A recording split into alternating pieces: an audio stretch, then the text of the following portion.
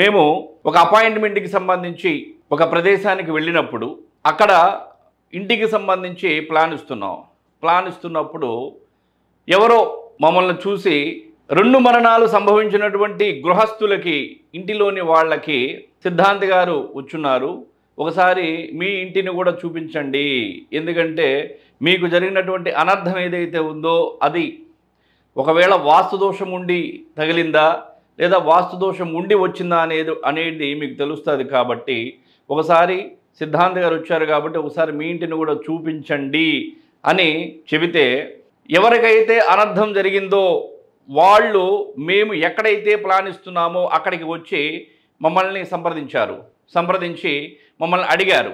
ఏమడిగారు? Sir ఒకసారి మా house కూడా చూడాలి అంటే, సరే అమ్మా ఖచ్చితంగా చూద్దాము, ఇక్కడ మార్కింగ్ అయిన వెంటనే మీ ఇంటిని విజిట్ చేసి చూసి వాస్తుపరంగా ఏమన్నా ఇబ్బందులు ఉంటే మీకు చెప్తామని చెప్పి అక్కడ ప్లాన్ అయిన వెంటనే ఆ గృహానికి వచ్చి విజిట్ చేయటం జరిగింది. అక్కడికి వెళ్ళగా మేము వారి గృహము ఏ విధంగా ఉంది అనేటువంటిది పరిశీలించాం.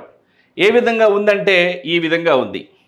అంటే తూర్పు, పడమర, దక్షిణం, ఉత్తరం, ఈశాన్యం, నైరుతి, ఆగ్నేయం, వాయువ్యం. అంటే మీకు అర్థమవటం కోసం ఒక మ్యాప్ని క్లియర్గా గీయటం జరిగింది. ఇది 3 అన్నదమ్ములు, పెద్ద కొడుకు, రెండవ కొడుకు, మూడవ కొడుకు. అంటే 3 అన్నదమ్ములు అవటం వలన అంటే ఈ స్థలం మొత్తానికి పడమర రోడ్డు ఉంది, పడమర మెయిన్ రోడ్డు ఉంది. ఈ 3 కూడా ఇదే విధంగా నిర్మాణం చేసుకున్నారు.